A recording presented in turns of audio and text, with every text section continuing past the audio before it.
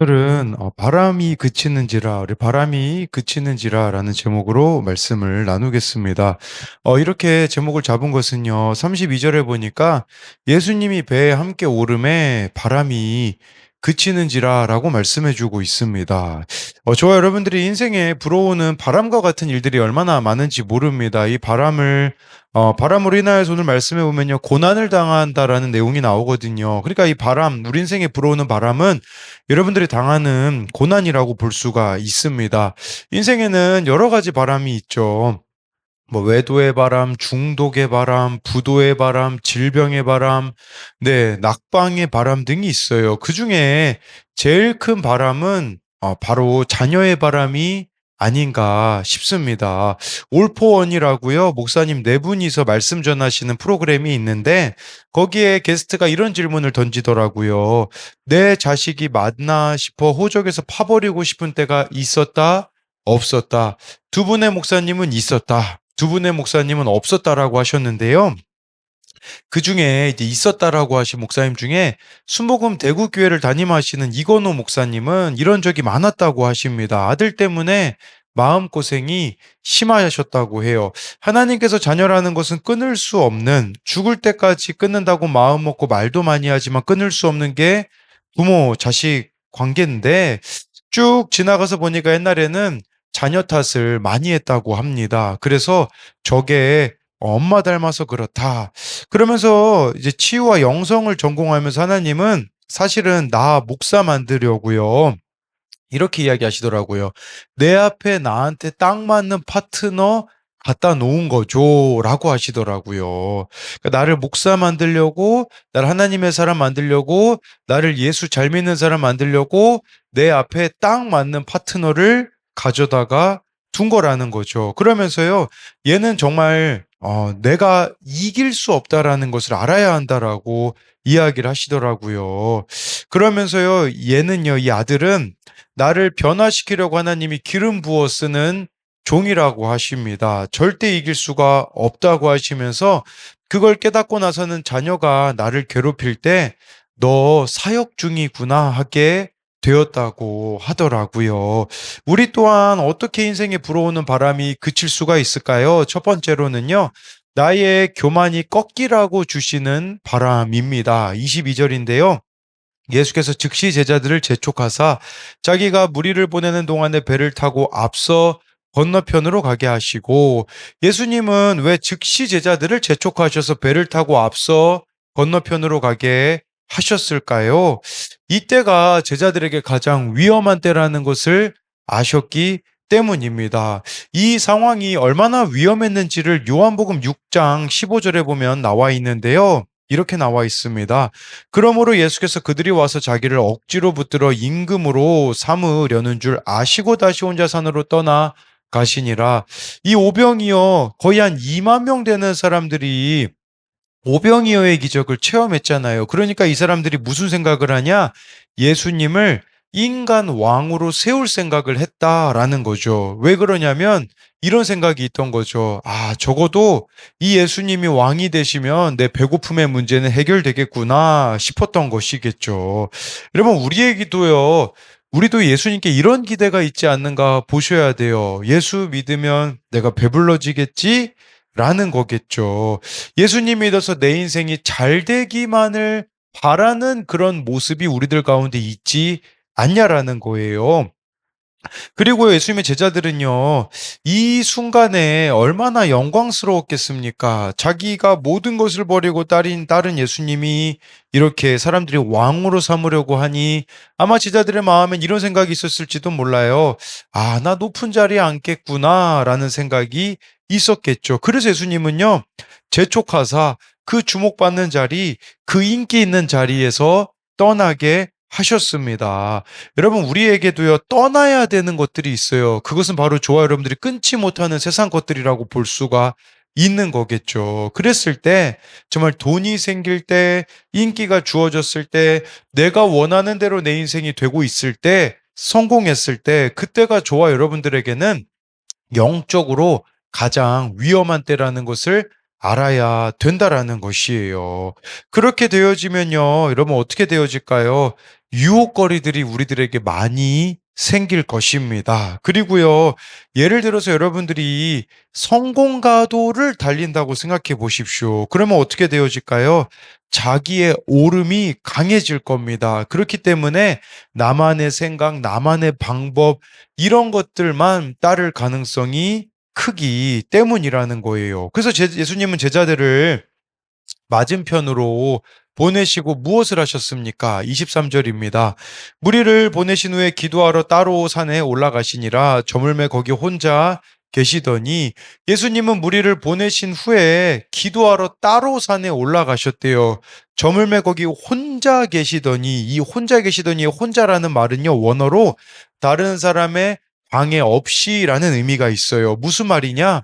오병이어와 같은 일들이 우리들에게 일어나면 여러 가지 방해될 만한 요소들이 그만큼 많다라는 것이에요.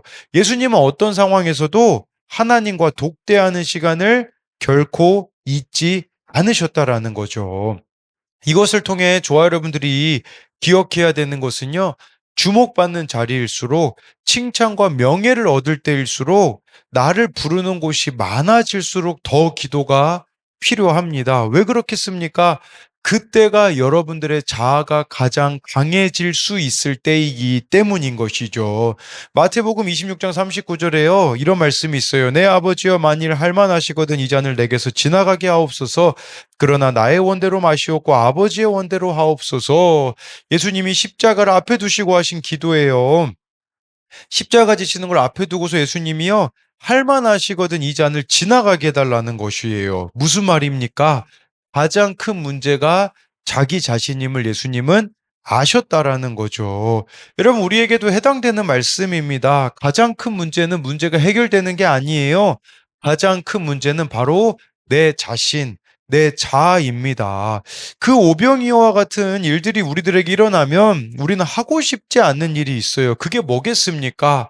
바로 자기를 부인하고 자기 십자가를 지는 것을 우리는 외면할 것입니다.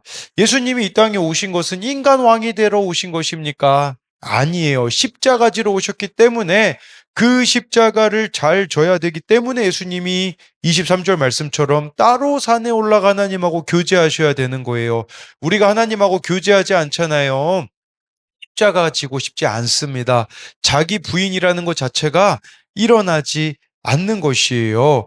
그리고 여러분, 이 기도의 자리, 말씀 묵상의 자리가 빈약해지면 빈약해질수록 우리의 자아가 강해져서 금세 교만해집니다. 저만 봐도 그렇습니다. 어제 아침에 얼마나 큰 기쁨이 저에게 있었는지 모릅니다. 그중 하나는 지난 토요일에 성남에 있는 어느 교회에 가서 청소년부 설교를 했거든요.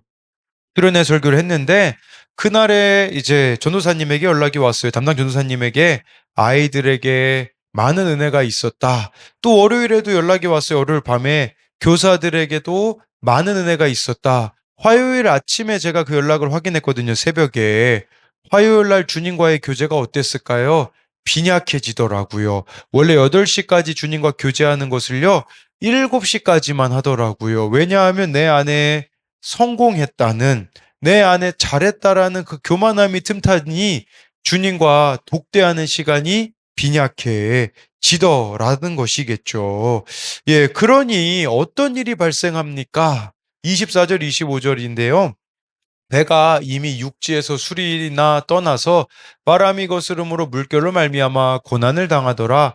밤 사경에 예수께서 바다 위로 걸어서 제자들에게 오시니, 그러니까 우리가 그 교만해진 그 교만이 꺾여지기 위해서 24절에 보니까 바람이 거스르게 되어지는, 고난당하는 일이 우리들에게 찾아왔다라는 거겠죠. 그렇다면 우리들에게 이 바람이 찾아오는 것, 고난이 찾아온다라는 것은 저와 여러분들의 그 교만이 꺾이라고 주시는 것이라는 겁니다.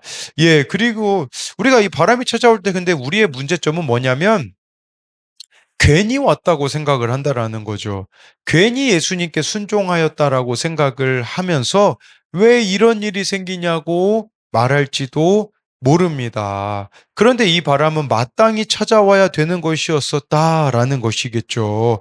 그리고요, 25절에 밤 사경에 예수님이 바다 위로 걸어서 제자들에게 오셨다고 하는데, 유대인들은요, 밤을 네 경으로 나눠요. 1경은요, 3시간이거든요. 저녁 6시부터 시작이 됩니다. 그럼 밤 4경은 새벽 3시부터 6시까지요. 이때가 언제일까요? 가장 어두울 때라는 거죠.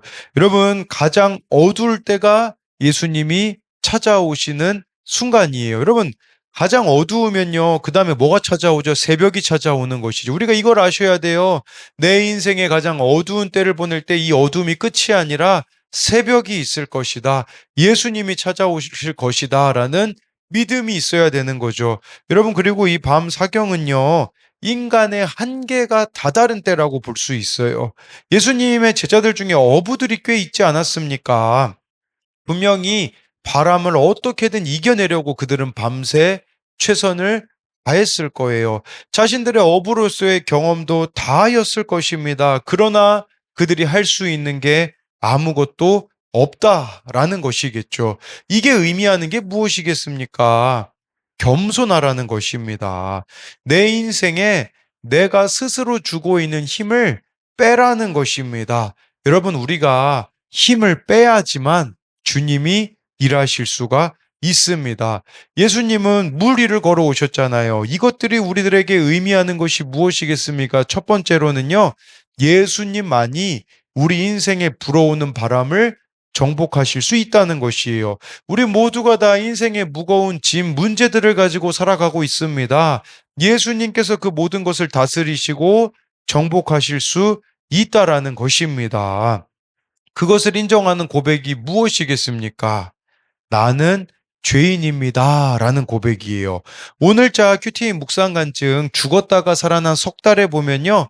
이분은 학벌과 스펙에 대한 열등감이 있었다고 해요. 회사에서 인정받고자 끼니까지 걸으며 남들보다 열심을 다해 일했지만 몇 년 전 손을 낫에 베어 인대봉합 수술을 받고 무급으로 휴직해야 되는 상황이 주어졌다고 합니다.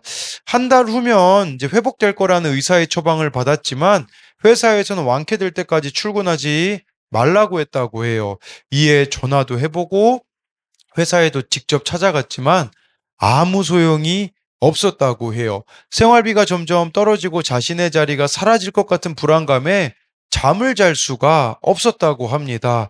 그래서 예배 때 회사로 제때 복귀만 시켜달라고 울면서 기도했다고 하시더라고요. 거기 이런 내용이 나옵니다. 저는 이번 일을 계기로 제 삶을 돌아보았습니다. 결혼 후 오랫동안 교회 속으로 부리도록 섬겼지만 어느새 세상 성공만 바라며 큐티도 대충하고 양육받으라는 공동체의 권면도 흘려 들었습니다. 영적으로 죽은 자이기에 석 달간 꼼짝없이 집에 있어야 하는 시간이 필요했습니다. 그리고 구원을 위해 허락된 일임을 몰랐습니다. 라고 하시더라고요. 그래서 이후에 삶의 우선순위도 큐티와 예배로 두게 되고요. 그동안 미뤄온 양육도 8년 만에 받았다고 합니다. 여러분, 우리가 많은 것을 할 수 있을 거라고 생각하지만 할 수 없음을 인정하는 것이 지름길이라는 거죠.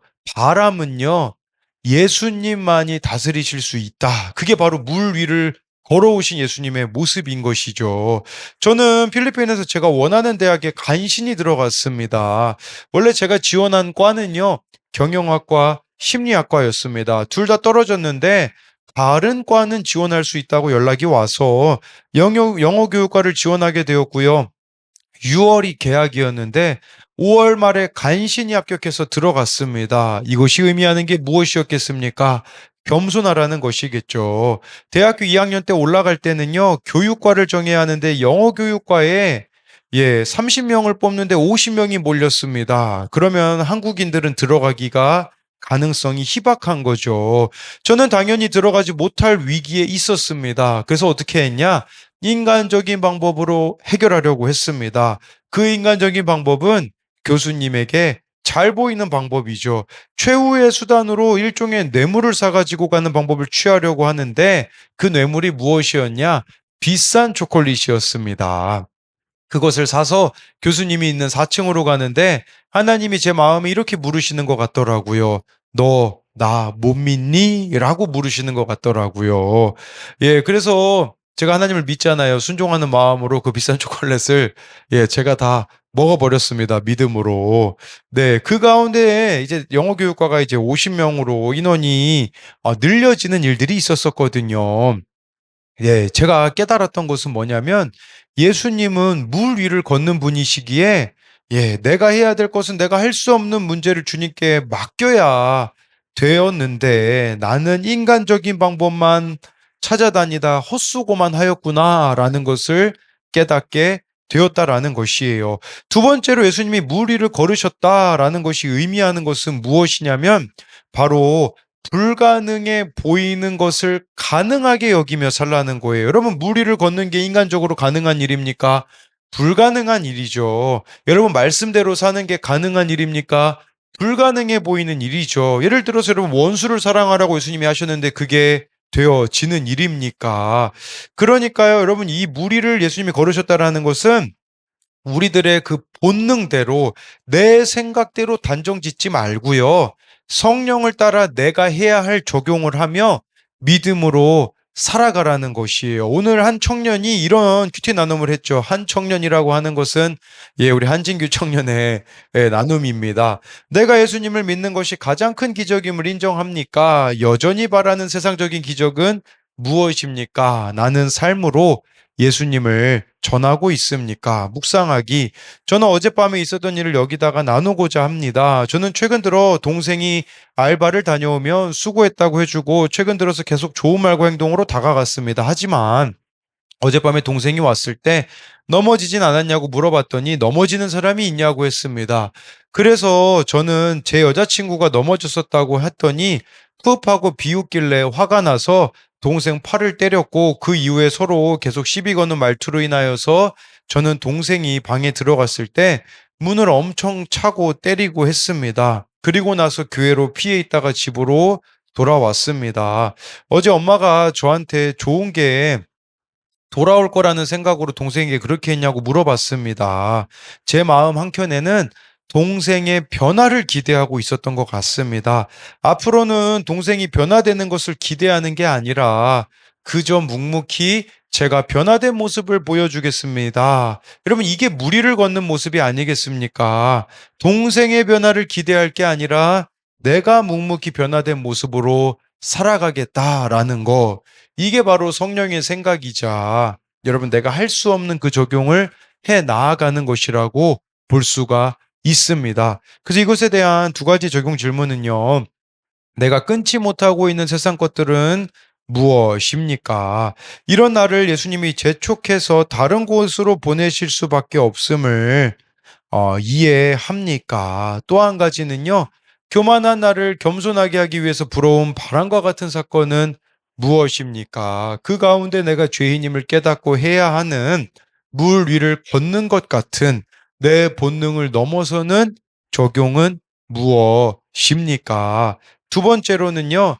주님만 바라보고 가야 바람이 그칩니다. 26, 27절인데요. 제자들이 그가 바다 위로 걸어오심을 보고 놀라 유령이라 하며 무서워하여 소리 지르거늘 예수께서 즉시 이르시되 안심하라 나니 두려워하지 말라.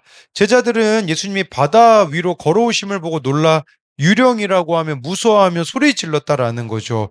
우리도 원하지 않는 문제들을 마주할 때에 이렇게 예수님을 유령이라고 하고 무서워하고 소리 지를 때가 있어요. 무슨 말이냐? 예수님이 내가 원하시는 방식으로 내가 원하는 때에 와야 되는데 그렇지 않을 때가 있다라는 것이죠.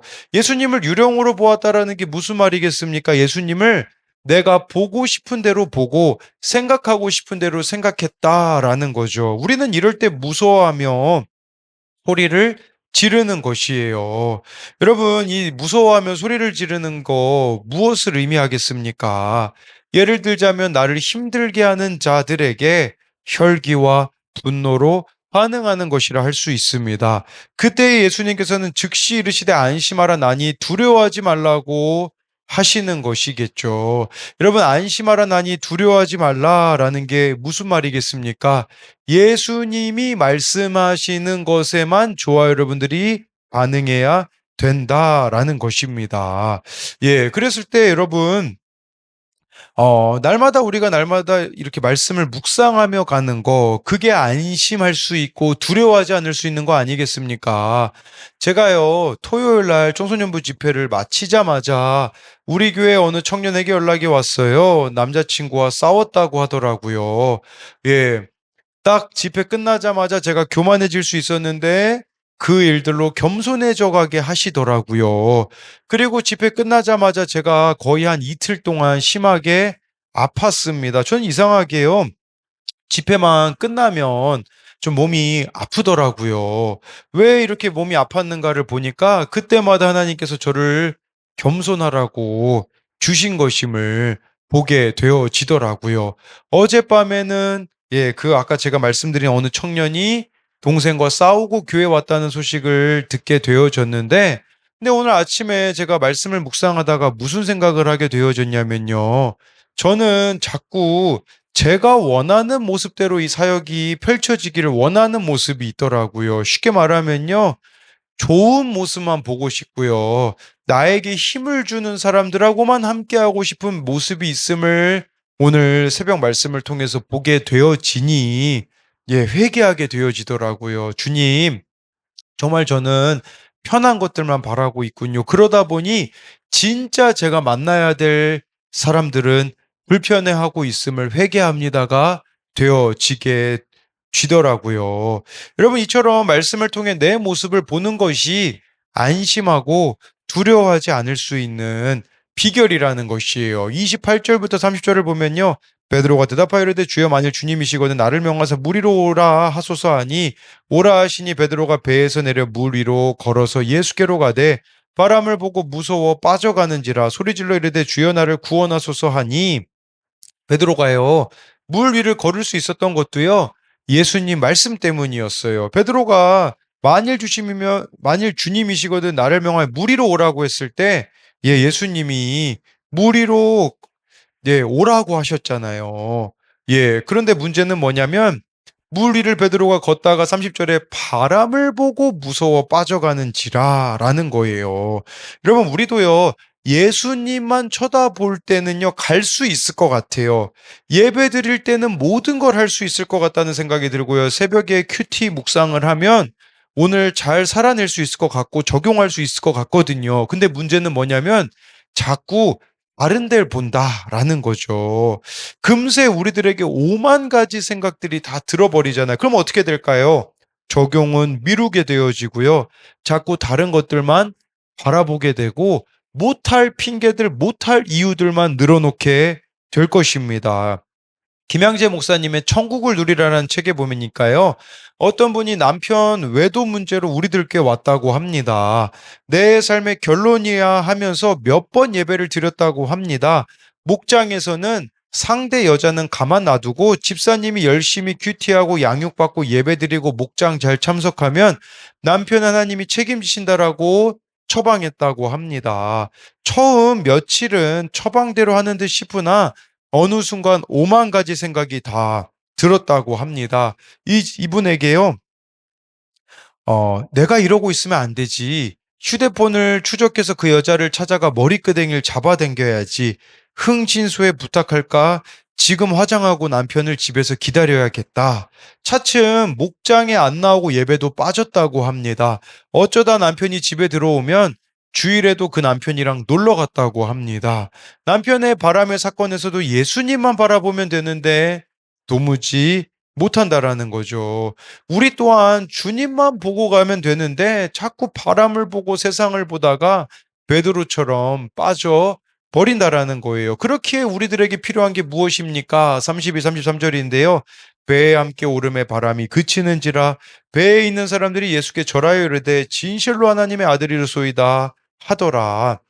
저와 여러분들에게 필요한 것은 뭐냐면 예수님의 배에 함께 오르는 것이에요. 이 배라는 것은요, 함축적인 의미가 있는데 저와 여러분들이 교회 공동체에 속하여 가는 것을 배라고 생각하시면 되는 것이에요. 말씀이 있는 공동체에 함께 머물러 가는 거죠. 여러분, 이 제자들의 그래도 귀한 점은 뭡니까? 오병이어 기적 체험하고 그 자리 떠나는 게 쉽지 않은데 순종해서 작은 배에 몸을 싣고 떠났다라는 거죠. 순종했을 때 고난이 찾아와 바람이 거슬려도 돛을 반대로 돌리면 쉽게 갈 텐데 주님이 건너편으로 가라고 하시니 꾸역꾸역 갔다라는 거죠. 저와 여러분들을 각자가 말씀으로 살아낸 것들을요, 이렇게 나눔하셔야 되는 거겠죠. 그래서 서로가 내 죄를 본 것을 나눔을 하고 믿음으로 살아가려고 하는 것을 나눔을 하면서 이 교회 공동체가 같은 방향으로 나아가야 된다라는 것이에요. 예, 최솔 복림교회 최솔 목사님이 이런 나눔을 올려주셨더라고요. 저는 공부하기를 너무 싫어하는 사람이었습니다. 그래서 중학교 때는 늘 꼴찌 앞자리를 예약하는 학생이었습니다. 그런 저에게 하나님은 구원을 위해 학생의 본분을 다해야 함을 알려주셨고, 중국으로 유학을 가서는 정말 열심히 공부했습니다. 그래서 원하는 대학에도 입학하고 탄탄대로가 저를 기다릴 줄 알았습니다. 그런데 탈북 사역을 하며 대학을 다니는데 중국에서 탈북 사역으로 공안에 잡혀 재판을 받게 되고, 대학은 제명이 되었습니다. 그토록 자랑하던 학벌이 쓸모없게 된 것입니다. 그리고 한국에 나와 또 캄보디아에서 3년의 시간을 헌신했습니다. 때가 되어 신학을 시작해야 되는데 문제가 생겼습니다. 학부 문제는 잘 해결이 되었는데 신대원 입학을 앞두고 창원의 작은 총회 신학을 해야 하는 상황이 된 것입니다. 물론 캐나다 대학과 연계되어 학위는 정식학위가 가능합니다. 하지만 총회 신학을 했다는 것이 많은 사역자들 안에서는 수치와 조롱거리가 되었습니다. 하나님께서 학벌을 자랑하지 못하게 하시려고 저에게 이런 결과를 허락하신 것입니다. 그럼에도 저는 하나님께 불평을 쏟아냈습니다. 내가 얼마나 열심히 살았는데, 내가 얼마나 헌신했는데 하면서 하나님께 내 자랑을 쏟아내고 나니 진짜 내 모습이 보였습니다. 여전히 내 옳음과 판단으로 가득 차 하나님께서 내게 주신 내 인생의 결론을 받아들이지 못한 죄를 고백하고 회개합니다. 그런데 어제 한 분의 전화를 받게 되었습니다. 공부를 잘하던 아들이 우울증으로 고3의 시간을 보내고 결국 지방의 이름도 모를 대학에 가게 되어 너무 속상하다는 집사님께 방금 이 이야기를 나누었습니다. 그러자 그 집사님이 너무 위로가 되었다며 하나님께서 아들의 구원을 위해 예비해 주신 지금의 대학이 최고의 환경임을 인정하셨습니다. 이 날을 위해 하나님께서는 제게 학벌 고난을 허락하셨나 봅니다. 이렇게 제게 수치가 되어지는 학벌 사건이 구원의 사건으로 변하는 걸 보니 저절로 겸손해집니다. 그리고 큐티 목회를 모르고 구속사가 아닌 기복의 설교를 해온 것을 철저하게 회개하게 됩니다. 이제는 내게 주시는 모든 사건을 구원을 위한 사건으로 받아들이고 내 인생의 결론으로 받아들이기로 결단합니다. 예, 이 교회 공동체 여러분 이렇게 나의 연약함, 나의 죄 고백을 하면서 나아갈 때에 위로가 되어지지 않겠습니까? 정말 그때에 우리 인생에 불어오는 바람이 그치게 되어지지 않겠습니까? 문제가 해석이 되어지고 해결이 되어지는 역사들이 우리들 가운데 이렇게 일어날 수가 있다라는 것이겠죠. 제가 따로 큐티 나눔에도 올렸었는데요. 지난 저희 교회 청소년부에 주일 설교, 청소년부 설교 후에는 저희가 나눔을 하거든요. 어느 청년이 저한테 이제 나눔을 1대1로 했었는데 이렇게 물어보더라고요. 목사님, 이전에 많이 청소년들이 모였을 때랑 그때는 왔다 갔다 하는 사람들이 많았는데 그때가 낫나요? 아니면 지금 꾸준히 나오는 이때가 더 낫나요? 물어보더라고요. 전 그 질문을 듣는 순간 되게 부끄러웠어요. 왜냐하면 이전에는 많이 모이는 것만 제가 기뻐했거든요. 근데 지금은 적은 수가 모이는데 이 적은 수가 꾸준히 예배 자리에 나오거든요. 그 질문을 듣는데 제가 너무 부끄러웠어요. 왜냐하면 지금 꾸준히 나오고 있는 이 아이들에 대한 감사를 하나도 가지지 못하였기 때문이거든요.